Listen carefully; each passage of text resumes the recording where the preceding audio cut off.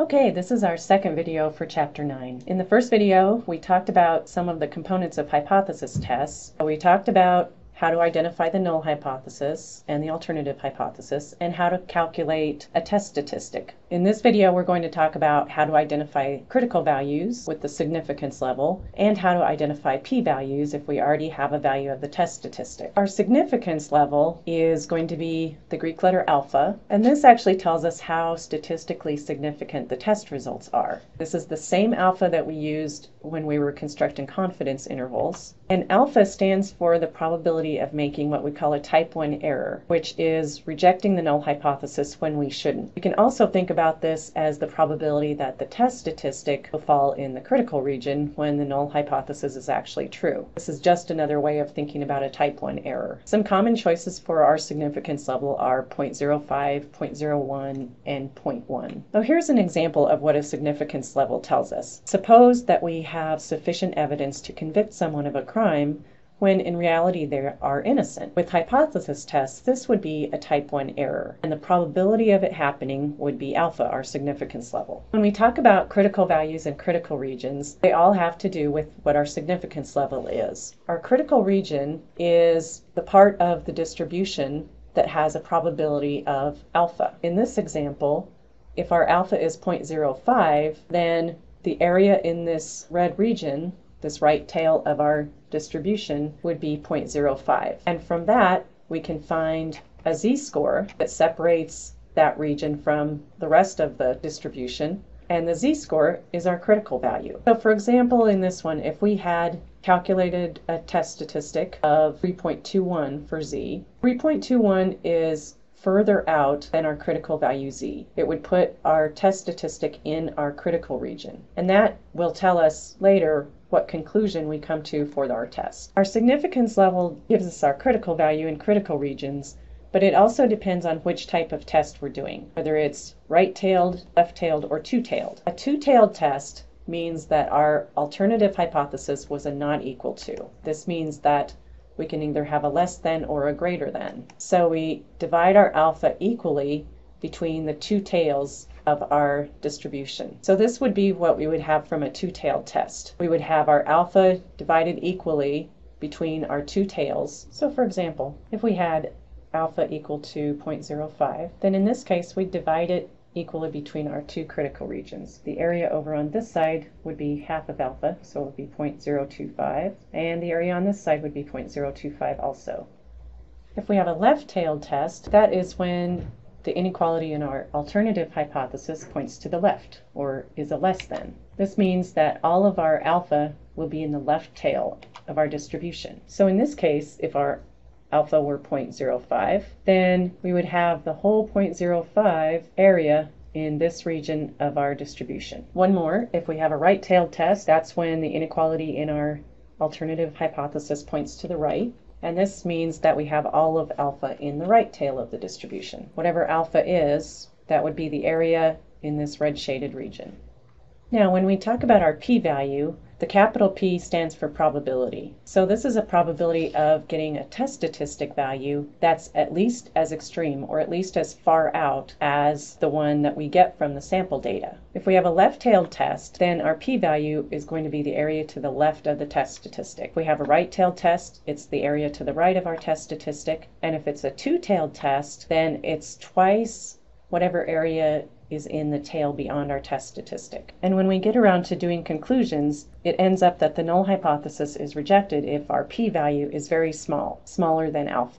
Here's an example. We're going back to our claim in the last video about the mean weight of airline passengers. We had already figured out our hypotheses, and our test statistic turned out to be z equals -1.826. So if we're going to conduct this test with a 0.05 significance level, so alpha equals 0.05, then we have enough information already to find both the critical value and the p-value. Here are the questions that we need to ask. First of all, what type of test is this? Is it left-tailed, right-tailed, or two-tailed? And all we have to do is look at our alternative hypothesis and look at what kind of inequality that is. Since this points to the left, then that means we have a left-tailed test. Next, we have to figure out which distribution we're using, because we're going to find a probability based on our significance level. The only two distributions we've used so far are z or t, and we can tell which one to use from looking at the formula for our test statistic. All of those formulas have a letter on the left side that's either z or t, and that tells us which distribution. So this is z because that's what our test statistic looks like.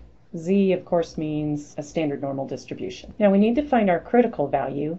What we want to do is find the z-score that separates our significance level, so 0.05, in our left tail. So on your calculator, you can use that inverse normal function.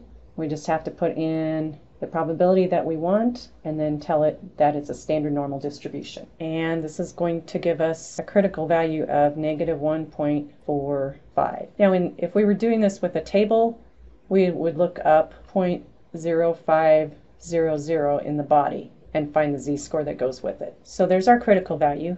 Now what about our p-value? Well, this is going to be the opposite thing. This is going to be the probability that z is less than our test statistic. And again, we're using a less than here because we had a less than in our alternative hypothesis. So in our calculator, we'd use normal CDF, and we want to put in a very small value on the left for our normal distribution. -10 is just fine. And then our test statistic value of -1.826, then tell it we have a normal distribution. That's going to give us 0.0339. So that's our p-value. And again, to use a table for this, we would just look up the z-score of -1.83 in our table, and that would give us our probability. And this would probably be a little bit different than what we got using the calculator just because it wouldn't be quite as accurate. Let's go on to another example. In this one, we already had our null and alternative hypotheses, and the test statistic for this one turned out to be exactly 1. This time we're going to test with a 0.10 significance level. We have the same 4 questions. First of all, what type of test is this? And since our alternative hypothesis was a greater than, that means that this is going to be a right-tailed test. Again, that's because our inequality symbol points to the right. The distribution, again, all we have to do is look at what we got from our test statistic. That said z, so this is going to be z, or standard normal. For our critical value, since our alpha is equal to 0.10, that means that we're going to use our inverse normal function on our calculator. And since we're looking for the right tail, we have to make this 1 minus our alpha. So we actually have 1 minus 0.10, so we end up putting 0.9 in. This gives us a critical value of 1.28. One thing to remember is that if you have a left-tailed test, your critical value will be negative if you're using a z or a t distribution. If you have a right-tailed test, it will be positive. Last of all, our p-value. Again, that comes from our test statistic. So this is going to be the probability that z is greater than 1. With our calculator, we'd use our normal CDF function. We're going from 1 onto the right, so we want to use a big value on the right side of 1, and then use 0 and 1 for the mean and the standard deviation. And this gives us a p-value of 0.1587 if we round it to 4 decimal places. If we look this up in a table, we're going to have to look up a z-score of 1.00 and then subtract from 1 because we're going to the right instead of to the left. One final example. The last example we had in the last video was about echinacea treatment for colds, and we had already found our hypotheses, and our test statistic for this one turned out to be t equals -5.983. This time we're going to test with an alpha of 0.01. So what type of test is this?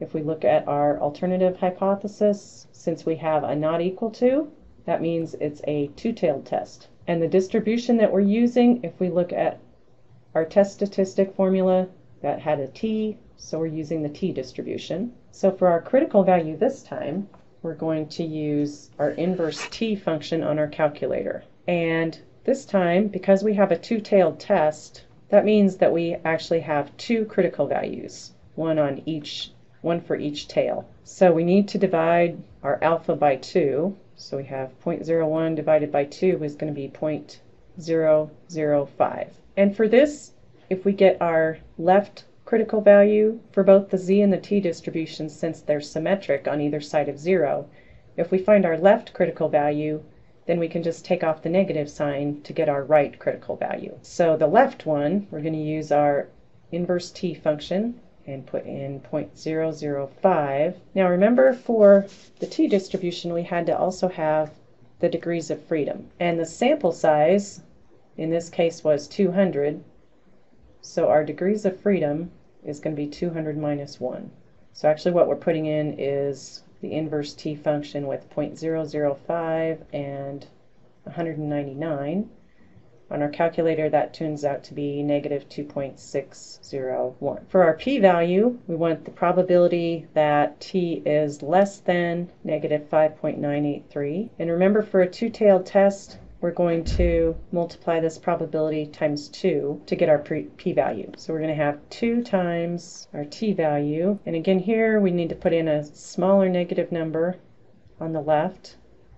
And we have our test statistic and our degrees of freedom. That's going to give us 2 times what my calculator comes up with is this. Remember that when we have the E-9 on the TI calculators, that means scientific notation. This would be 2 times 5.014 times 10 to the negative 9. That's going to be a very, very small number. So this turns out to be 0.00000001. That's a very, very small probability.